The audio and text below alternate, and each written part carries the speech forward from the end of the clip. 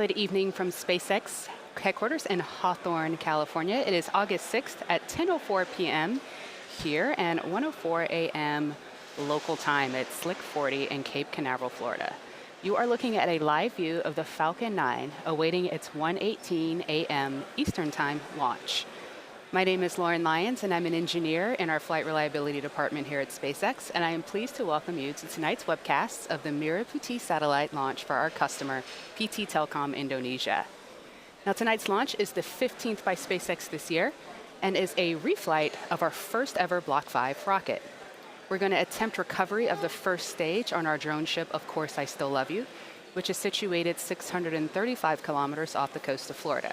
If we're successful today, this is going to be our 28th successful recovery of a Stage 1 booster. Tonight's launch window is 2 hours long, but we are shooting for the very top of that window, and we are currently at just under T-minus 13 minutes and counting.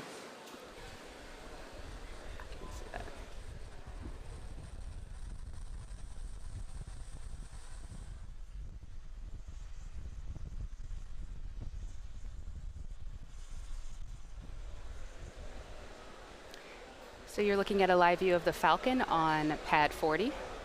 Falcon 9 is a two-stage rocket standing 70 meters tall, which is greater than the wingspan of a 747 aircraft. The first stage, which is the bottom two-thirds of the vehicle, is our booster stage, and it, along with the 9 Merlin engines on the bottom of it, does the bulk of the work to get Falcon 9 off the ground and up into the thinner parts of Earth's atmosphere. Now, you can kind of see it from this image here, but do you see all that dark soot that's on the rocket? That's because this booster has been flown before. This is the first ever Block 5 booster, and it supported the Bangabandhu Satellite-1 mission just over 12 weeks ago. The Block 5 upgrades allow Falcon 9 to be reused 10 times or more with minimum refurbishment between each launch. And today, we will attempt this booster's second recovery. Now, right on top of Stage 1 is our second stage, which has with it a single Merlin vacuum or MVAC engine. This is the engine that ignites after the first stage separates. The second stage is what will carry the Merah Putih satellite to its Geostationary Transfer Orbit. Now, on the very top of the rocket, as you can see here, this conical structure, this is the payload fairing, and safely encapsulated within it, the Merah Putih satellite. This is what protects the payload from aerothermal loads and heating and contamination upon ascent. However, once you reach that vacuum of space, we're going to jettison the fairing as Stage 2 continues its journey to orbit. Note that we will not be attempting recovery of the fairing today, as the recovery vessel, Mr. Stephen, is out on the West Coast. Now, this large white truss structure that you see on the back of the rocket, this is the transporter erector, or TE, as you may hear it called out on the net. We use it to roll the rocket out to the pad from the hangar and to raise it to its vertical launch position. The TE also routes the vehicle's fluids, power, AC systems, and telemetry umbilicals from the ground systems to the rocket and satellite up until Falcon 9 goes on internal power and clears the pad. At liftoff, the TE will retract, clearing the way for Falcon 9's ascent.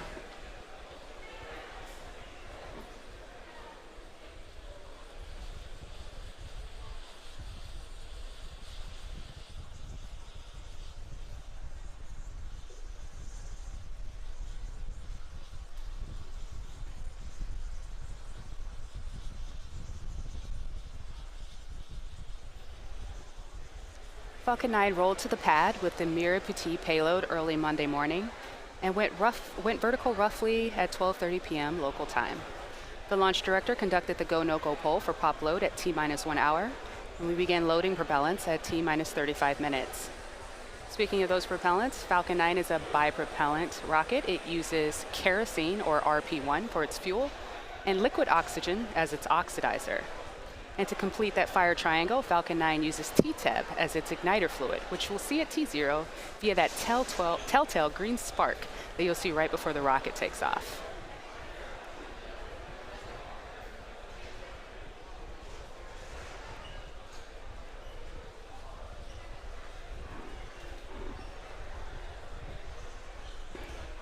So fuel load is currently full on Stage 1 and Stage 2.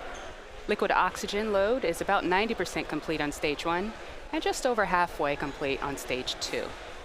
Now, once both tanks are full, Those stages will continue to be topped off with propellants until T-minus 2 minutes in order to keep those temperatures as cold as possible.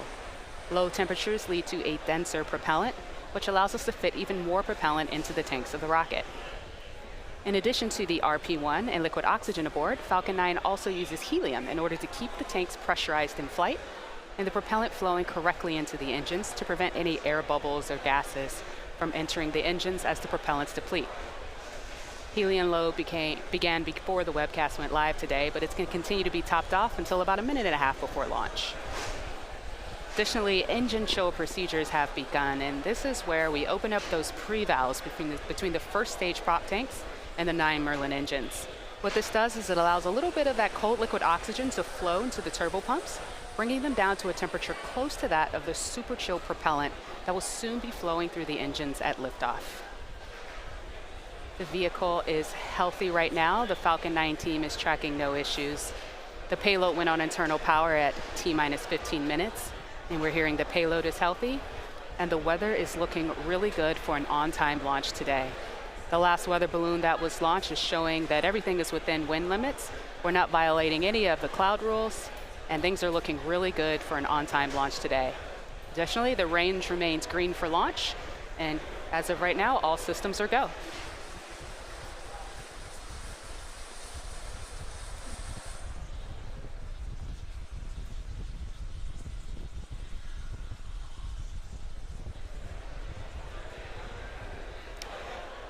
The Merah Putih satellite being launched on today's Falcon 9 is for our customer PT Telkom Indonesia, the largest telecommunications and network provider in the country.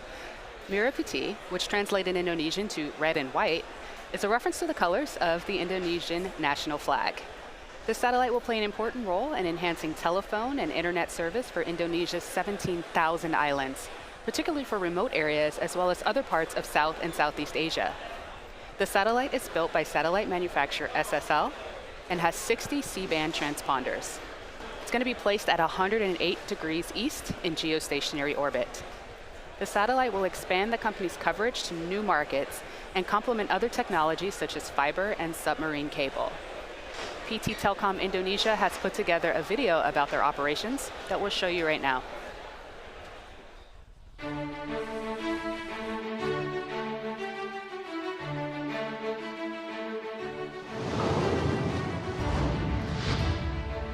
Indonesia.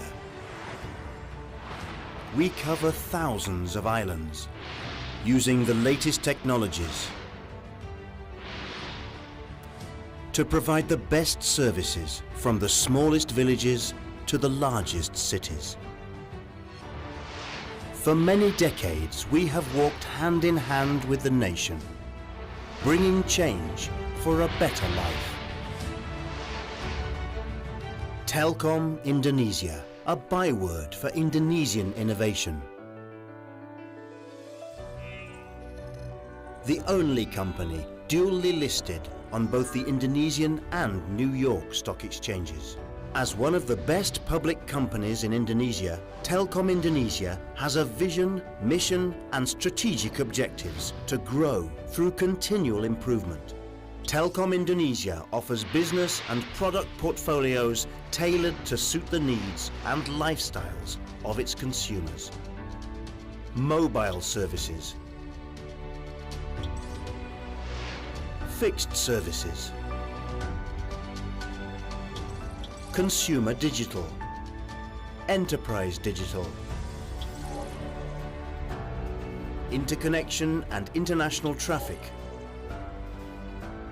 and network infrastructure.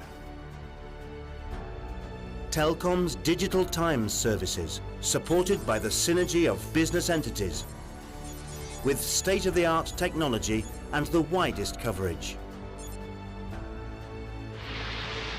In order to realize its vision, mission, and strategic objectives, Telkom Indonesia is focused on increasing business growth through its mobile cellular business, as shown by its broadband backbone network from Sabang to Merauke, and the establishment of business services in Singapore, Hong Kong, Timor-Leste, Australia, Malaysia, Macau, Taiwan, the USA, Myanmar, and the Kingdom of Saudi Arabia.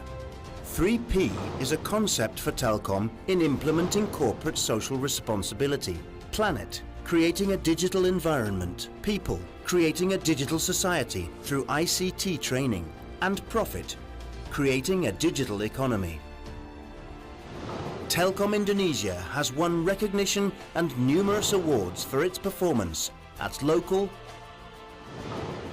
regional and international levels.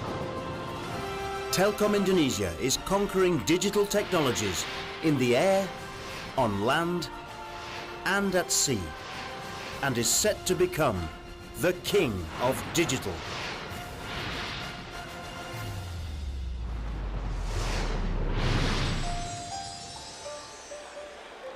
We are currently 3 minutes and 35 seconds away from liftoff, and Falcon 9 is moving into the final stages of the countdown. The first and second stages are nearly fully loaded with 1 million pounds of kerosene fuel and liquid oxygen. The first stage should complete its loading at T-minus 3 minutes, and the second stage will finish its topping off at T-minus 2 minutes.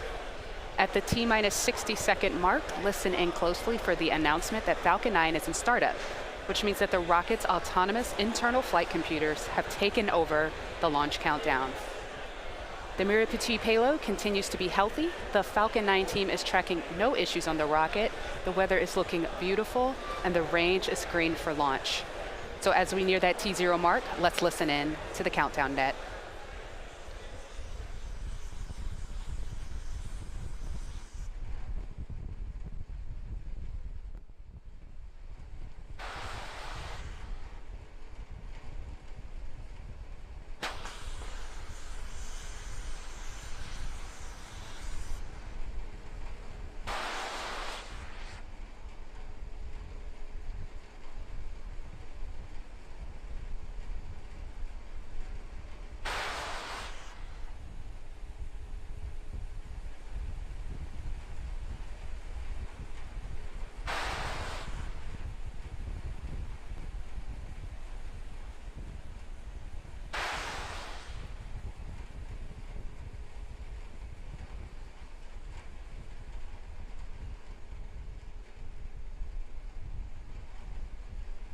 Stage 2 LOX load is closed out. Falcon 9 is on internal power.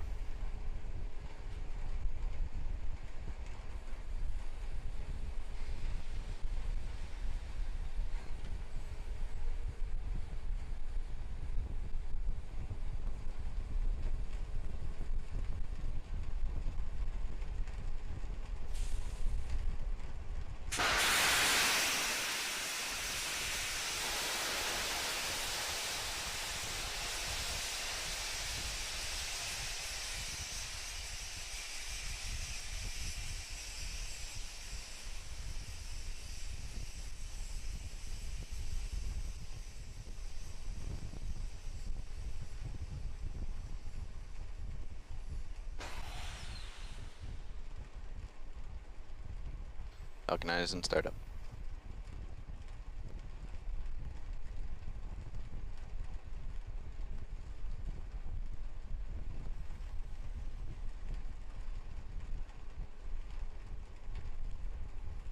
Go for launch.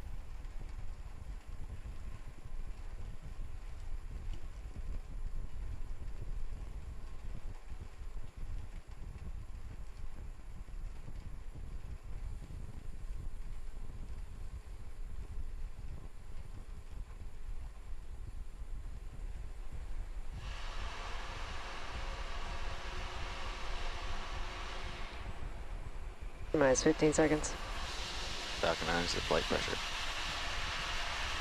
10, 9, 8, 7, 6, 5, 4, 3, 2, 1, 0. Ignition. Liftoff.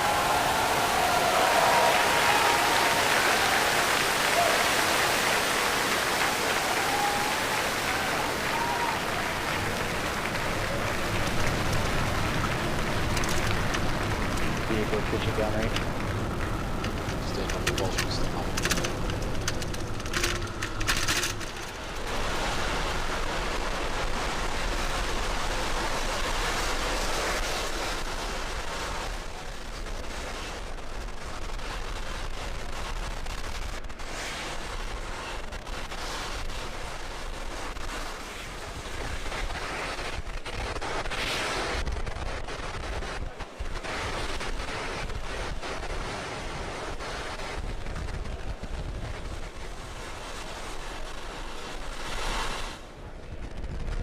Falcon 9 is supersonic.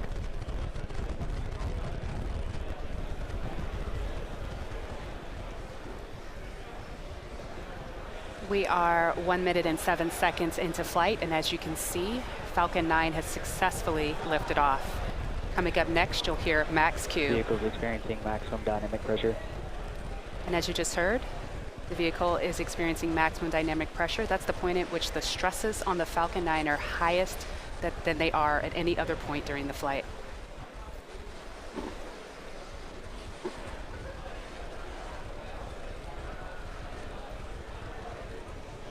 Back engine chill. Everything is looking nominal right now. Now coming up, you're going to have 3 events happening in rapid succession. The first is MECO, which stands for main engine cutoff. That is where all 9 of the Falcon 9 first stage engines will shut down. That'll be followed by stage separation. That's where stage 1 will separate from stage 2. And then we'll have SES1, or second engine start 1. That is where that MVAC engine, that Merlin vacuum engine on stage 2 is going to ignite and carry stage 2 onto orbit. We hear that MVAC chill is looking good. That's where we bleed a little bit of that super cold liquid oxygen into the engine.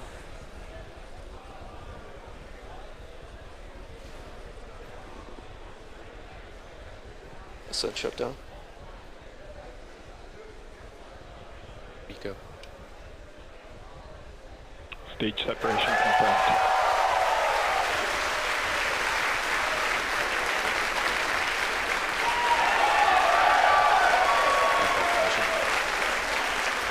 And as you can hear by the applause and see on your screen, we've had a successful stage separation and ignition of that second stage MVAC engine.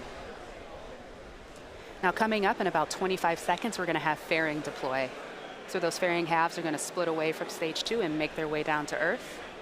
And stage 2 will continue on with the Merah Putih satellite onto its parking orbit. MVAC D had a really solid startup, and all of the temperatures are looking really good. The burn is going nominally right now.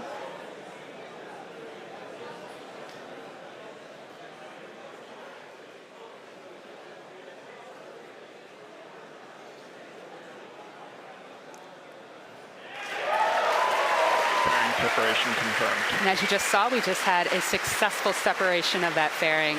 Once we get into the vacuum of space, we don't need it anymore, so we get rid of that extra mass. Second stage is following a nominal trajectory. And as you just heard, second stage is on a nominal trajectory.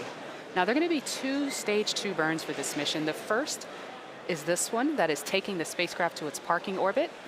Acquisition of signal. Once it shuts down, it'll coast for about 18 minutes before relighting over the equator to raise Merah Putih to its deployment orbit, the Geostationary Transfer Orbit. Now, while stage 2 is doing its job, stage 1, it's making its way back home down to Earth. Now, it's going to execute 2 burns. The first is the entry burn, which is coming up in about 1 minute and 50 seconds. So the first stage is traveling at roughly 2,300 meters per second. And what this 3-engine burn is going to do is assist gravity in rapidly slowing the stage down. If we didn't do that, it would overheat and it would break up. This slows it down and protects it as it enters the Earth's thicker upper atmosphere. Now, the second of those stage 1 burns is called the landing burn.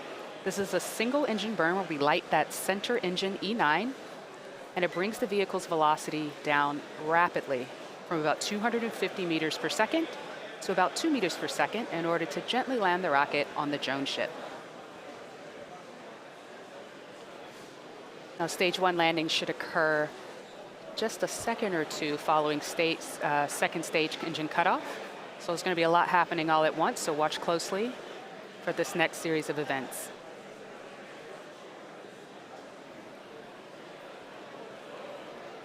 Now we're about 50 seconds away from that entry burn, but just note that once we recover this booster, we plan to fly it a 3rd time later this year. As mentioned before, this is possible due to those Block 5 upgrades, which bring SpaceX closer to its goal of full and rapid rocket reusability.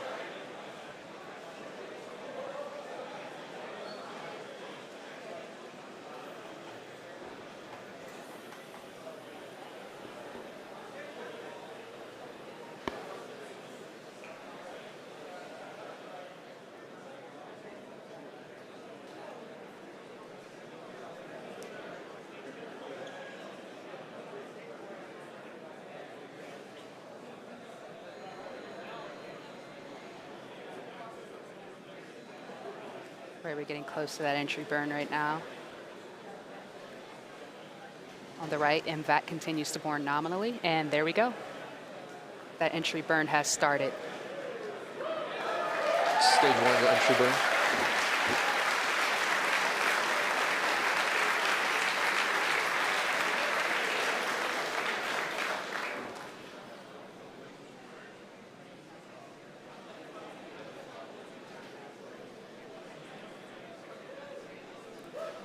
Stage 1 entry shutdown. It is. Stage 2 continues to follow a nominal trajectory. So what you just heard there, stage 1 entry burn has concluded. Stage 2 is still looking beautifully. We're gonna have that landing burn, that last and final burn on stage 1. It's gonna begin at about a minute or so. And then as I mentioned earlier, just a couple seconds after that, we're gonna have SECO 1. Stands for second engine cutoff 1.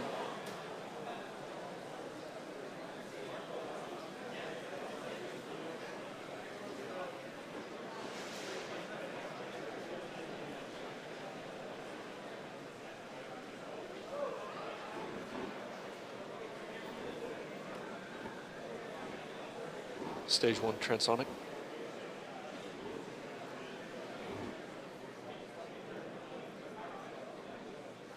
Falcon 9 is in terminal guidance.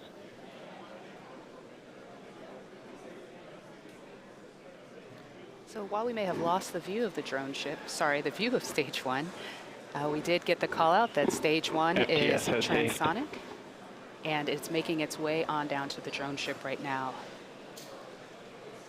So hopefully we'll get that camera view back. Stage 1 landing burn. Landing burn has begun. Let's see what we get.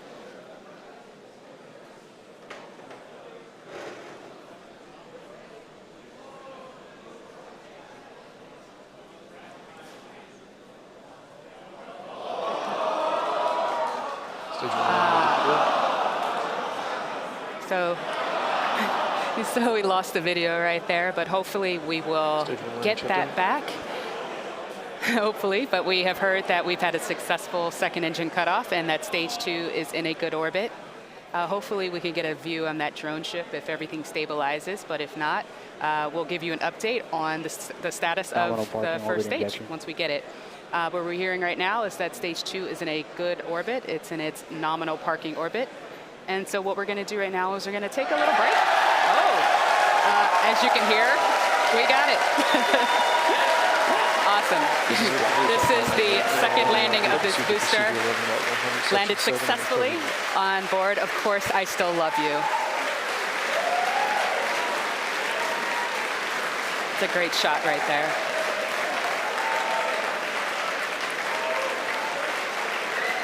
Meanwhile, second stage is in a good orbit, as I mentioned before. It's going to continue to coast, and we're going to take a little break here and come back at T+26 minutes for second stage relight and then deployment of the Merah Putih satellite.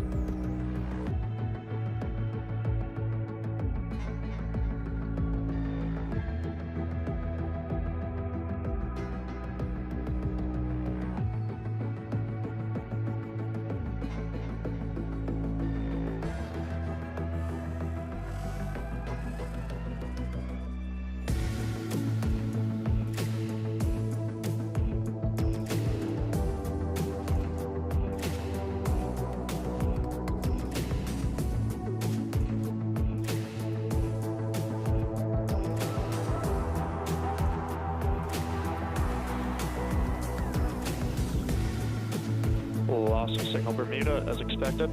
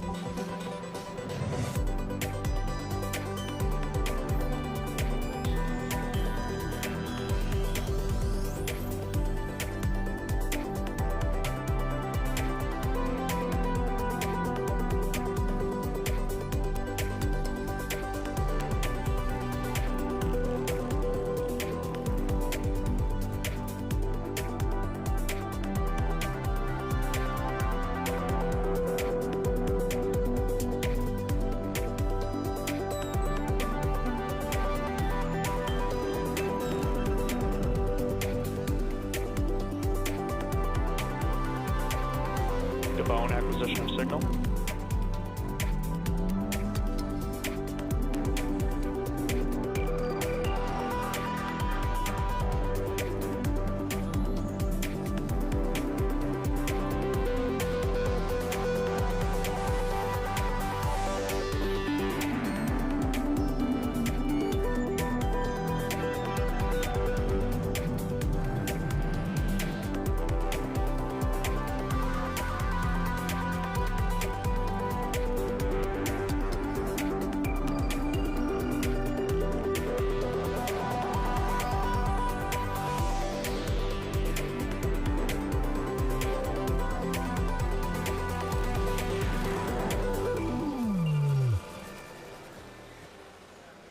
Welcome back to the webcast. The second stage engine is about to briefly reignite for its second and final burn to place the satellite in its intended geostationary transfer orbit.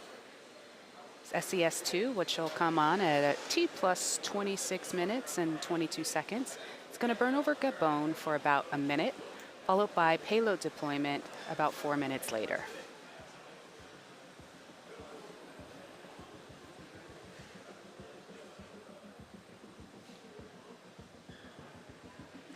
So that burn should be starting in about 15 seconds.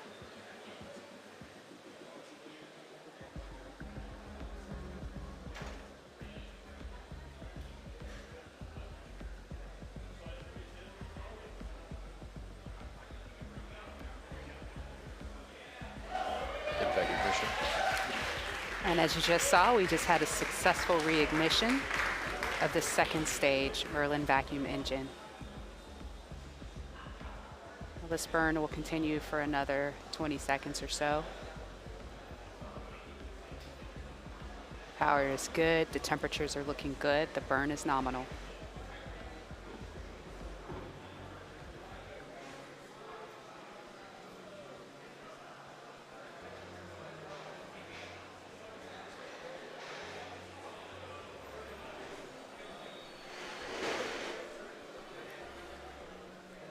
Hopefully we'll get that live image, but second engine shutdown 2 should be coming up very shortly.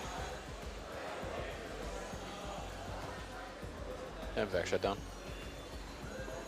And we just had successful shutdown of MVAC. Let's wait to hear to see if we're in a good orbit.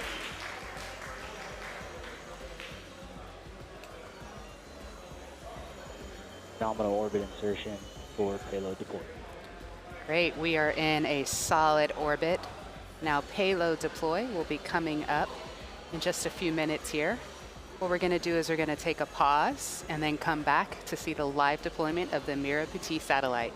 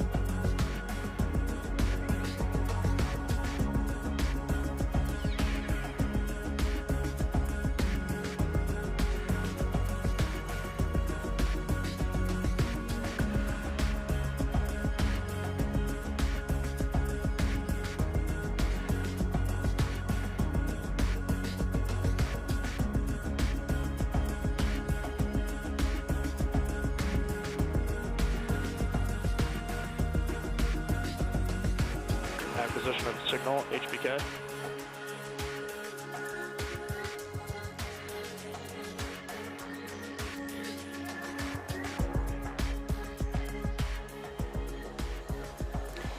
Welcome back. We are about to reach the payload deployment phase of today's mission. Should coming up in approximately 50 seconds. Now the payload is mounted to stage 2 on what we refer to as a payload adapter. And after the stage separation signal is sent, there is a spring-loaded band around the base of the satellite.